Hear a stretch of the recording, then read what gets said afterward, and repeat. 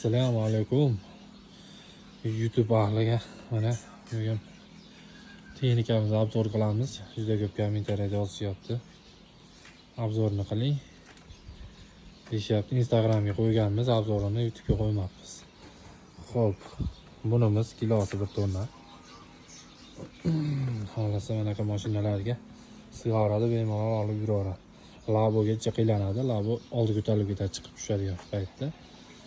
Xo'p, akalar buni bo'yi, tomidagi shapkasi turgan holatida 220 bo'yi bo'ladi. Bu shapkasini chiqarib bersanglar, 140 qoladi bo'yi.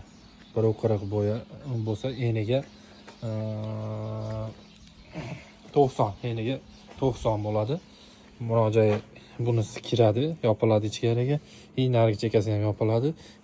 Gusnisalari kirib, mana shu qiridan bo'ladi. Yoqqa kiradi. Ikki tomoni ham kiradi. Общий eniga 90 bo'ladi. 1 metrli joyga bemalol kiradi, xudo xolasa. Chuqurligi 180 kalaydi. Bu texnikamiz yaponskiy bo'ladi. Yaponskiy apparat. Sizlarga hozir ko'rsatay. Kitayskiy emas. Kelar mana. Ko'rinyaptimi, ko'rinmayaptimi bilmayman. Kubota. Yaponskiy, made in Japon bo'ladi. Made in Japon. Yaponskiy bo'ladi yana. Kitayskiy emas.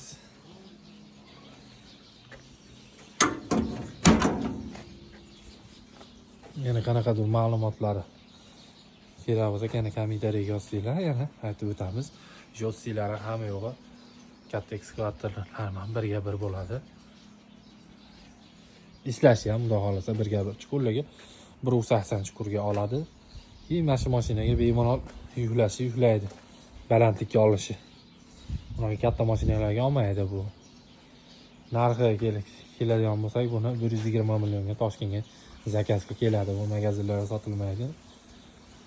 Bu faqat zakazga keladi bu.